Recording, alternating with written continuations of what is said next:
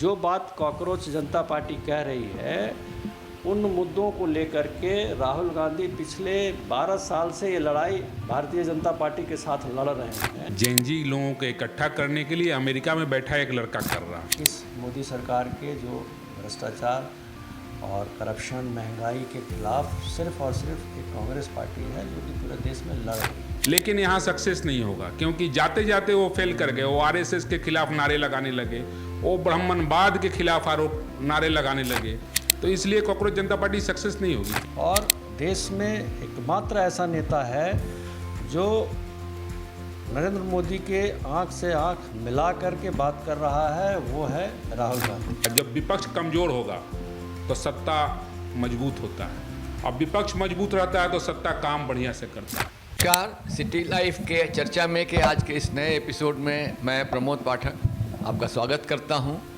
आज हम एक ऐसे विषय पर चर्चा करने के लिए बैठे हैं जिसने आज देश में एक नए किस्म का माहौल पैदा किया है। कॉकरोच जनता पार्टी के नाम से आज देश में एक मूवमेंट की तरह नौजवान जुड़ रहे हैं और उसमें शामिल हो रहे हैं। आज के हमारे अतिथि इस पर अपना विचार देंगे। मेरे साथ आज की इस चर्चा में शामिल हैं देश की प्रमुख विपक्षी पार्टी के प्रतिनिधि के रूप में श्री अशोक सिंह और देश की सत्ताधारी पार्टी के प्रतिनिधि के रूप में श्री संतोष कुमार सिंह। हम अपने अतिथियों से ये जानना चाहेंगे कि कॉकरोच जनता पार्टी का जो उभार है ये कितना गंभीर है, कितना प्रभावी है और इसके क्या परिणाम हो सकते हैं। तो सबसे पहले हम चलते हैं हमारे साथ बैठे अशोक सिंह जी की तरफ। अशोक सिंह जी, आप हमारे दर्शकों को पहले तो ये बताएं कि कॉकरोच जनता पार्टी का उभार जो है ये कितना गंभीर विषय है राजनीति के लिए। क्या ये कोई चुनौती है या एक तात्कालिक उभार है जिसका बहुत दूर तक जाना मुश्किल लग रहा है? सबसे पहले तो मैं सिटी लाइव के दर्शकों को मेरा जोहार, और मैं आपके सवालों का जवाब दूं उसके पहले मैं बिरसा भगवान जी को नमन करता हूं। आज उनका पुण्यतिथि है, जिन्होंने देश की आज़ादी में अपना सर्वस्व निछावर किया। ऐसे महान विभूति को मेरा नमस्कार है, प्रणाम है, जोहार है। प्रमोद जी, आपने जो सवाल किया ये सीजेपी कॉकरोच पार्टी का, तो एक्चुअली में ये आज के जो हमारे छात्र हैं, युवा हैं, उनके मन की पीड़ा एक तरह से आप कह सकते हैं कि ये निकल के बाहर आई है। हमारे देश के माननीय चीफ जस्टिस साहब ने इसी संदर्भ में आज के जो युवा हैं, बेरोज़गार हैं, नौजवान हैं, उनके बारे में उन्होंने इस शब्द का प्रयोग किया, कॉकरोच का, परिजीवी का। और उनके इन्हीं शब्दों को लेकर के एक लड़के ने, जो कि वेस्टर्न में कहीं पढ़ाई कर रहा था, उसने एक इंस्टाग्राम पे, सोशल मीडिया के माध्यम से उसने इस नैरेटिव को तैयार करने का कोशिश किया, और नतीजा हो गया कि मैंने सारे पॉलिटिकल्स पार्टी को पछाड़ते हुए 22 मिलियन रिएक्शंस इंस्टाग्राम पे आ गए। तो ये जो रिएक्शन आया, तो ऐसा नहीं है कि ये किसी पार्टी को या अन्ना हजारे का जो आंदोलन चल रहा था उस तरीके का कोई एक वेव आया नहीं। ये सिर्फ़ और सिर्फ जो आम युवा है हमारे देश का, जो आम नौजवान है, जो आपका गरीब तबका है, मिडिल क्लास है, जो आज त्रस्त है, सरकार के नीतियों के कारण जो लोग त्रस्त हैं, वो सारे लोग, ऐसा नहीं कि 22 मिलियन में सिर्फ युवा और छात्र हैं, उसमें देश का हर वो व्यक्ति शामिल हो गया जो कि इस भारतीय जनता पार्टी की जो सरकार चल रही है पिछले 12 वर्षों से, इनकी जो नीतियां हैं ये कहीं ना कहीं जो मिडिल क्लास है उसके विरुद्ध है। नतीजा है कि ये इतना बड़ा रिएक्शन आ गया। यहाँ मैं थोड़ा हस्तक्षेप करूँगा। तो क्या आप ये मानते हैं कि ये युवाओं का आक्रोश है जो किसी विचारधारा से प्रेरित नहीं है और ये आम जन की पीड़ा भी है? बिल्कुल, ये आम जन की सिर्फ पीड़ा है जिनको एक्सप्रेस करने के लिए एक माध्यम मिला। आज हमारे कांग्रेस के नेता राहुल गांधी इसी की लड़ाई लड़ रहे हैं। देखिए, सत्ता से अगर लड़ना है, जो सत्ता पे बैठे लोग हैं उनसे अगर कोई पूरे देश में लड़ाई लड़ रही है तो वो एकमात्र कांग्रेस पार्टी है और इसके नेता राहुल गांधी हैं। देश में जितनी विपक्षी पार्टियां हैं, 20, 22, 23, 24 आप जितनी गिनती कर लीजिए, किसी भी पार्टी के नेता को आप नहीं देख रहे होंगे कि ज़मीन पर उनकी लड़ाई चल रही है इस मोदी सरकार के जो भ्रष्टाचार और करप्शन, महंगाई के खिलाफ सिर्फ और सिर्फ एक कांग्रेस पार्टी है जो कि पूरे देश में लड़ रही है। ठीक है, इस पर हम आपसे आगे भी चर्चा करेंगे। अब मैं चलता हूँ संतोष जी की तरफ, जो राष्ट्रीय रूलिंग पार्टी का प्रतिनिधित्व करते हैं। संतोष जी, कॉकरोच जनता पार्टी के बारे में आपने अभी अशोक जी के विचार सुने। मेरा ये प्रश्न है कि क्या कॉकरोच जनता पार्टी एक गंभीर चुनौती है भारतीय राजनीति के लिए, या एक भारतीय राजनीति पर ऐसी टिप्पणी है जिस पर हमारे सत्ता में शीर्ष पर बैठे लोग और जो पॉलिटिकल पार्टीज हैं उनको नोटिस लेना चाहिए? बिल्कुल, कॉकरोच जनता पार्टी जिस तरह से आई है सुप्रीम कोर्ट के मुख्य न्यायाधीश के टिप्पणी के बाद,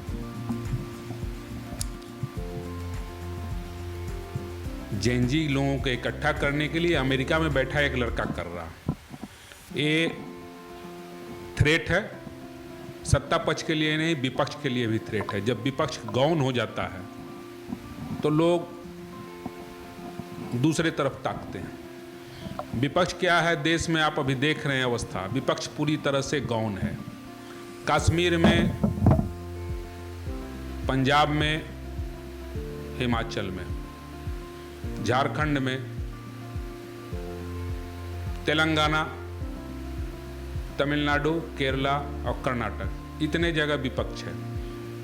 तो विपक्ष को बहुत अच्छा मौका है, लेकिन विपक्ष कुछ भी आंदोलन में कहीं भी राष्ट्रीय स्तर पर हो या किसी स्तर पर, उसके लिए कॉकरोच जनता पार्टी, और ये अमेरिकी साजिश है। अमेरिका से वो लड़का आया है। सेम साजिश नेपाल में हुआ था, सेम साजिश बांग्लादेश में हुआ था, वही साजिश, लेकिन यहाँ सक्सेस नहीं होगा क्योंकि जाते जाते वो फेल कर गए। वो आरएसएस के खिलाफ नारे लगाने लगे, वो ब्राह्मणवाद के खिलाफ नारे लगाने लगे। तो इसलिए कॉकरोच जनता पार्टी सक्सेस नहीं होगी, फेल हो जाएगी। ठीक है, तो अशोक जी, आपने संतोष जी को सुना। मेरा ये सवाल है कि क्या कॉकरोच जनता पार्टी सस्टेन कर पाएगी? क्या ये लंबी दूरी तक देश की राजनीति में आगे बढ़ पाएगी, या ये एक तरह का जो कहते हैं टेम्पररी फेज है जो धीरे धीरे खुद ही लुप्त हो जाएगा? देखिए, सोशल मीडिया के माध्यम से इनके जो नेता हैं दीपिके जी, उनका मैं बयान कहीं देख रहा था और वो कह रहे थे कि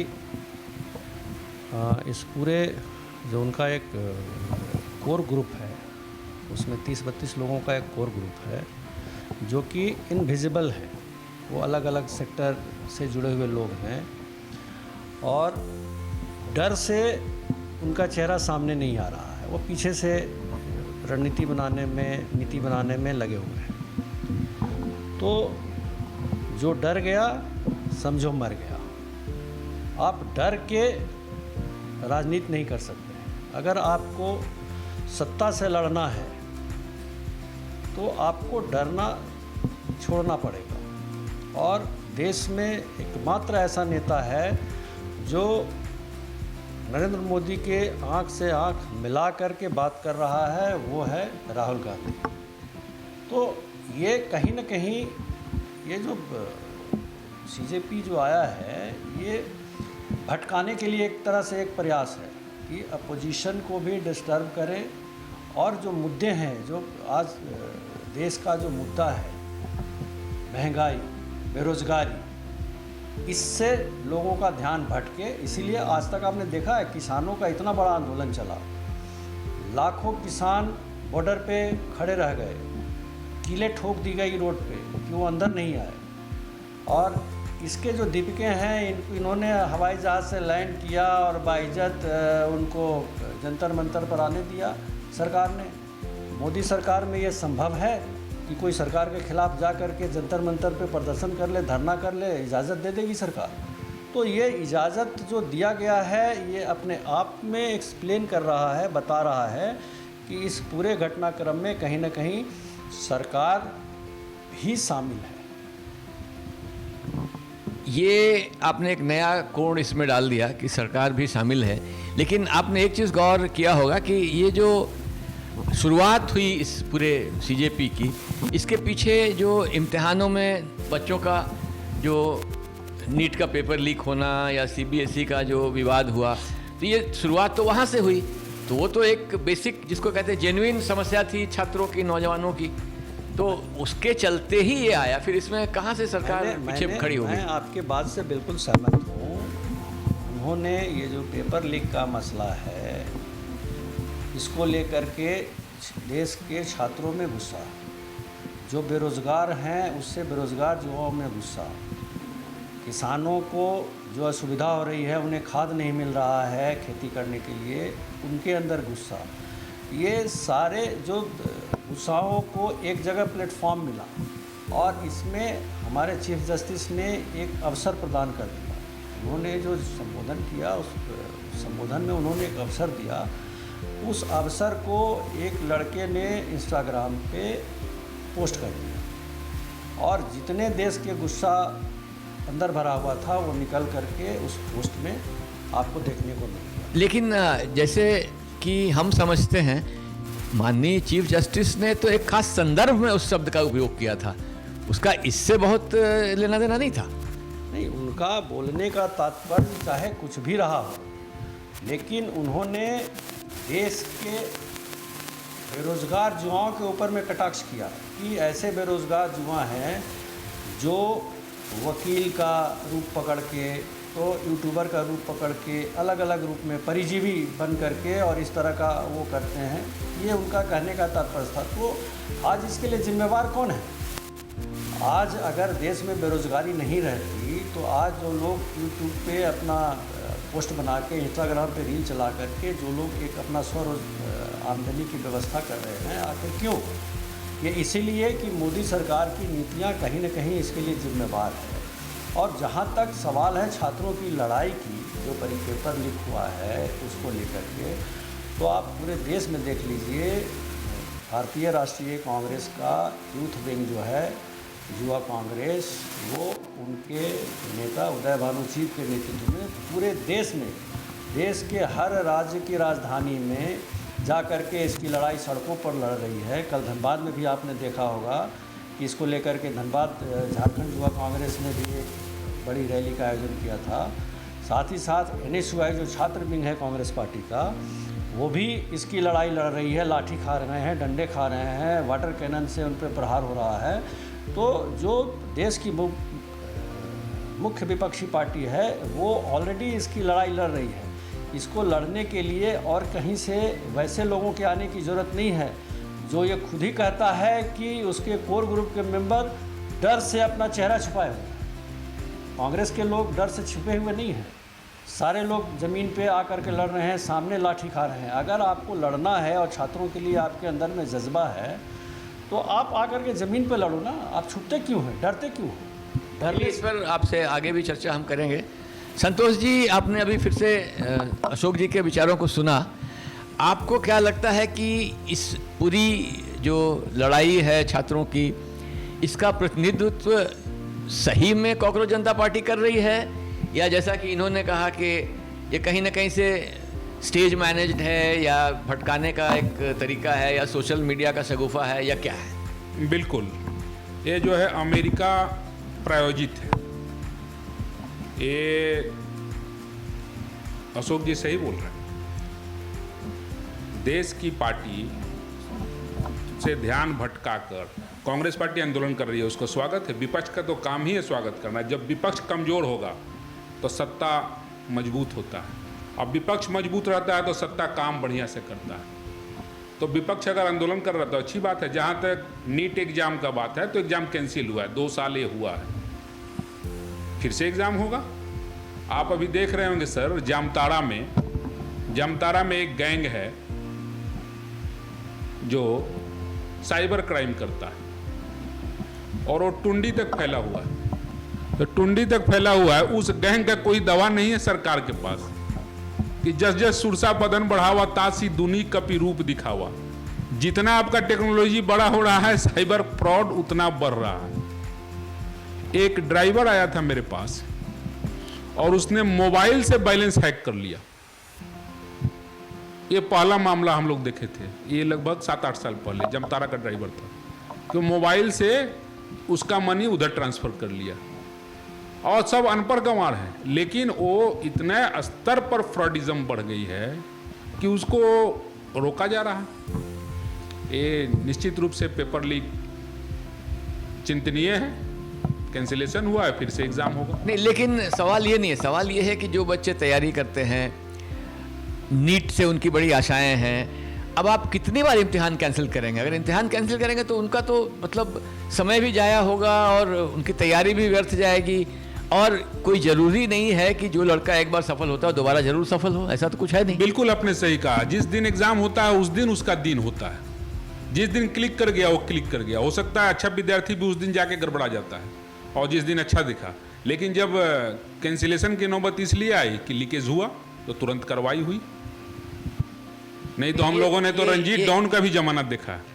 नहीं, लीकेज तब भी होता था, इम्तिहानों में घपला तब भी होता था, लेकिन क्या आपको ये लगता नहीं है कि कहीं ना कहीं से हमने जिस तेजी से हम डिजिटलाइजेशन की तरफ बढ़ रहे हैं उतनी तैयारी हमारी नहीं है। और आपने खुद ही कहा कि साइबर क्राइम्स जो है बढ़ रहे हैं, जितना हम डिजिटल हो रहे हैं साइबर क्रिमिनल उससे ज़्यादा आगे चल रहे हैं। तो कहीं ना कहीं ये सोचने की ज़रूरत है कि हम कितना डिजिटल जाएं और डिजिटल को जाने से पहले हम क्या क्या तैयारी करें, क्योंकि कहीं ना कहीं से हम जल्दबाजी में लग रहे हैं। नहीं, डिजिटल की तैयारी है, लेकिन छोटे छोटे सेंटर पर जो हम दे रहे हैं, जैसे अभी झारखंड का सबसे बड़ा सेंटर धनबाद में बना है, वहाँ लगभग 2000 सीटें हैं।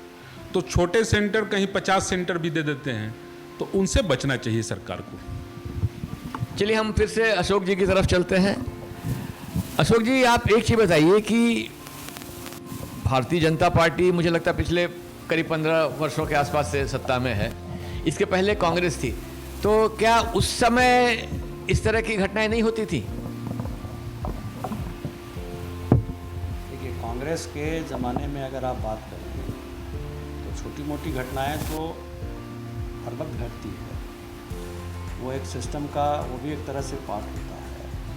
लेकिन पिछले 12 वर्ष जब से मोदी जी की सरकार है, भाजपा की सरकार है, तो पहले जो परीक्षा एंट्रेंस एग्ज़ाम का जो था वो अलग अलग लोग कराते थे।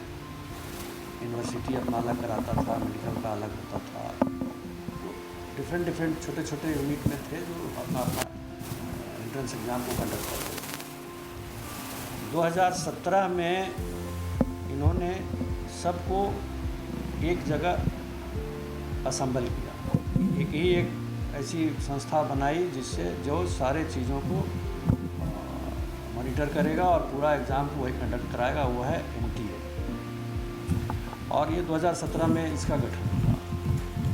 आज जो पेपर लीक का जो मुद्दा आया है ये आज ही नहीं है, ये 2024 में भी हुआ, जिसकी ऑलरेडी CBI जांच चल रही थी, और ये 2026 में फिर हुआ। तो मुझे एक बात समझ में नहीं आता है कि जो घटना 2024 में हो गई और CBI जांच चल रही है, अभी उसका क्लोजर रिपोर्ट भी नहीं आया है, उसकी फाइंडिंग क्या है वो भी नहीं देश को पता है, और 2026 में फिर बड़े पैमाने पे इसमें धांधली होती है और पेपर लीक होता है। तो मेरा कहना है कि ये पूरी तरह से सरकार के जो लोग हैं बैठे हुए इसमें, वो इसमें शामिल हैं। आप एक चीज़ माने या ना माने, देश के शिक्षण संस्थानों में वैसे वैसे लोगों को उच्च पदों पे बैठाया गया है जिनका कि बहुत शिक्षा से कुछ लेना देना नहीं है। आरएसएस के वैसे वैसे स्वयंसेवक को ला करके बिठा दिया गया है जो टेक्नोलॉजी के बारे में जिनका ज्ञान ABCD भी नहीं है कि टेक्नोलॉजी को कैसे हैंडल करना है, कैसे मैनेज करना है, कैसे ये फुल प्रूफ हो सकता है, वैसे लोगों को आप शीर्ष पे ला कर बैठा। इस पर हम आपके पास फिर से आएंगे। फिलहाल मैं संतोष जी से जानना चाहूँगा कि जैसा कि अशोक जी ने कहा कि जो शिक्षण संस्थान हैं उनके शीर्ष पदों पर टेक्निकली बहुत साउंड लोगों को नहीं बिठाया गया, आप एक खास विचारधारा से जुड़े लोगों को शामिल किया गया, इस पर आप क्या कहना चाहेंगे? आज़ादी के बाद शिक्षण संस्थानों पर कम्युनिस्टों का लगभग कब्जा रहा। कांग्रेस की सरकार रही, लेकिन आप लगातार मिनिस्टर देखेंगे तो मिनिस्टर मुसलमान हुआ करते थे। अकबर द ग्रेट हम लोग अपने किताबों में पढ़े, अकबर द ग्रेट माने मुगल ही थे इस देश में, मुगल लुटेरे थे। अभी संस्थान में बैठा गया तो दिक्कत हो रही है। जो नए IAS आएंगे वो बैठेंगे कुर्सी पर, कुर्सी सिखाती है ना, शहर कोतवाल को सिखाता है कि शहर कैसे चलाया जाता है। हो सकता है अब 50 साल के शासन वाले नहीं बैठ रहे हैं, नए आ रहे हैं, तो नए आ रहे हैं तो थोड़ा सिस्टम उनको तकलीफ कर रहा है, लेकिन दुरुस्त होगा व्यवस्था। हर तरह से देश दुरुस्त हुआ है और ये भी दुरुस्त होगा, आपको विश्वास दिलाना चाहेंगे। अशोक जी, इस पर आप क्या कहेंगे? मैं यहाँ पे संतोष जी को थोड़ा बताना चाहता हूँ कि जो उच्च पद पे जो बैठे हुए ब्यूरोक्रेट्स हैं अभी के वर्तमान के,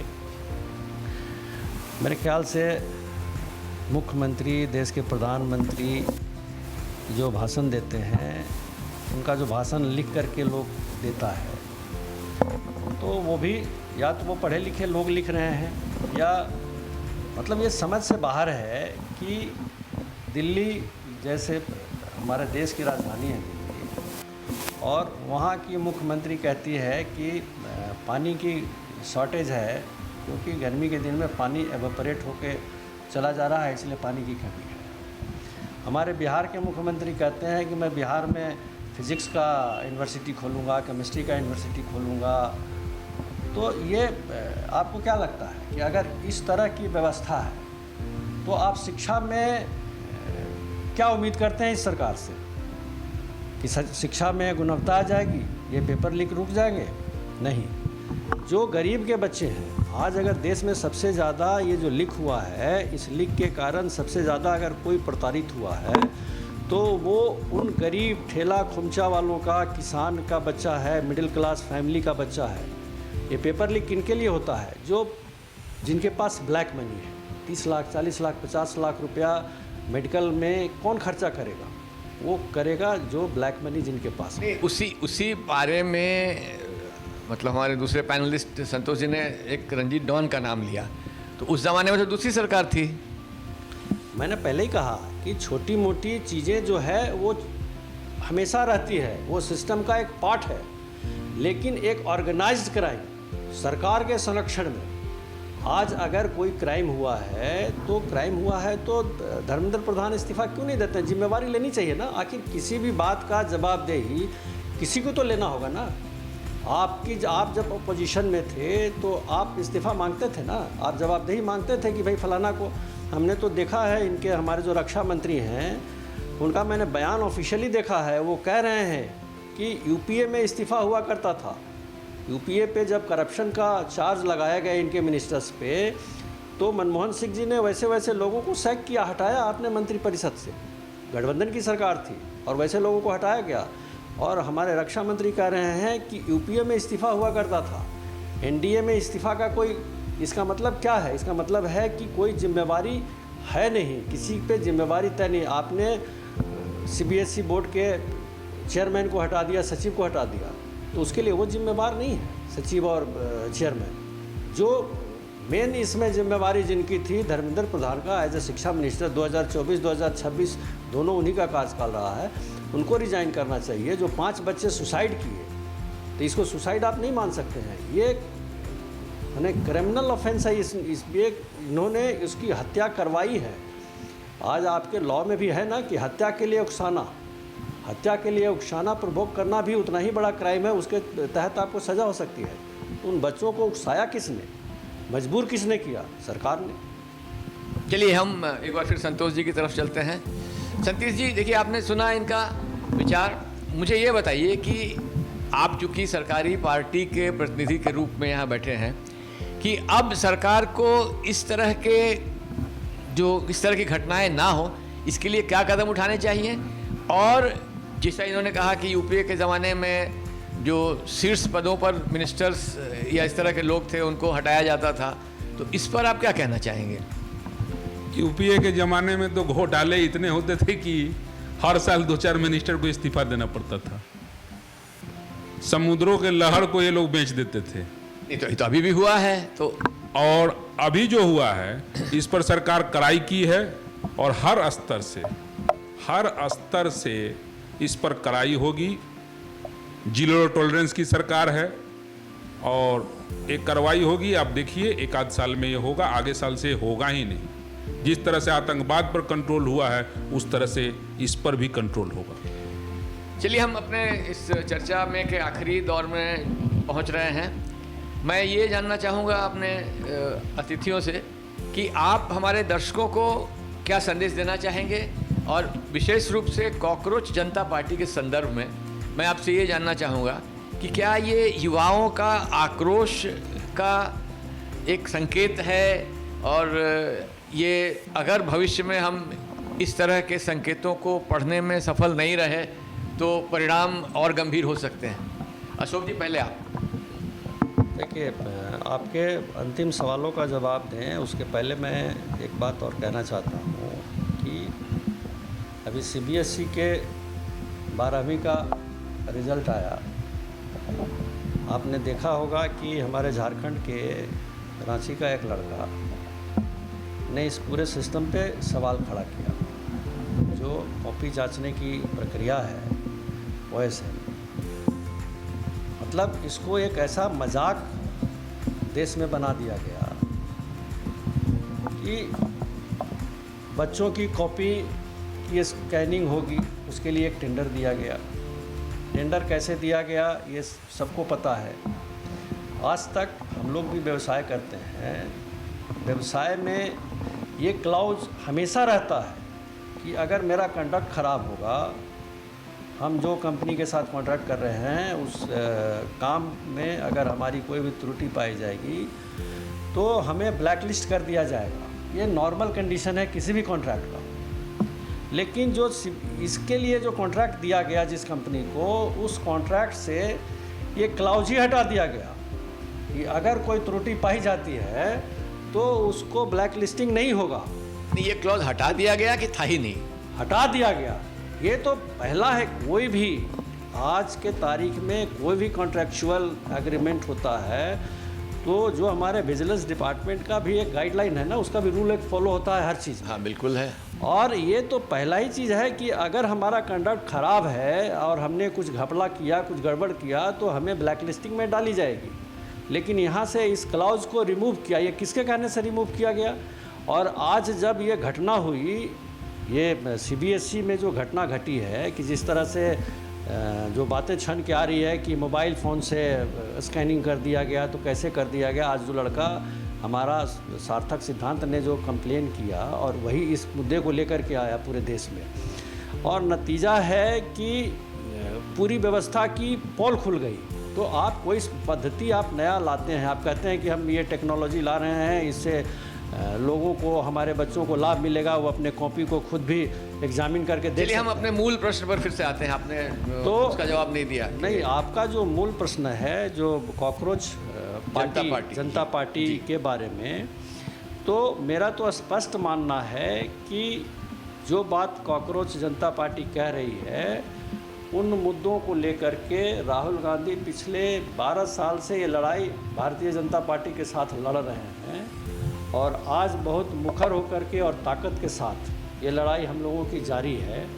ये जो भटकाने की कोशिश जिस तरह से अन्ना हजारे को प्लांट किया गया, आप लोग आज देश का हर बच्चा जान गया है कि अन्ना हजारे को किस प्रकार से प्लांट किया गया था। आज अन्ना हजारे नहीं है ना कहीं। नहीं, लेकिन उस समय तो चूंकि कांग्रेस की सरकार थी तो अन्ना हजारे को प्लांट, आज किसने प्लांट किया? आज के तारीख में जो सत्ता पक्ष है ये उसी का किया हुआ प्लांट है। आपको पता है कि जैसे हमारे संतोष जी ने कहा कि अमेरिका ने इसको प्लांट किया है, तो आप भी जानते हैं कि आज नरेंद्र मोदी जी अमेरिका के सामने पूरी तरह से नतमस्तक हैं। अमेरिका हमको डिक्टेट कर रहा है, चाहे ऑपरेशन सिंदूर हो, वहाँ लड़ाई रुकवाने के लिए ट्रंप जी आ गया है, चाहे टैरिफ लगाने की बात हो, आज जो हमारा और उनका जो ट्रेड डील हो रहा है उसमें तो सारे चीज़ों में अमेरिका के लिए कंफर्ट जोन कौन है? मोदी जी। तो अमेरिका क्यों प्लांट करेगा? अमेरिका प्लांट नहीं करेगा। अगर बोस्टन से ये प्लांट हुआ है, अमेरिका से प्लांट हो रहा है, तो वो कांग्रेस पार्टी के आंदोलन को धूमिल करने का ये प्रयास है।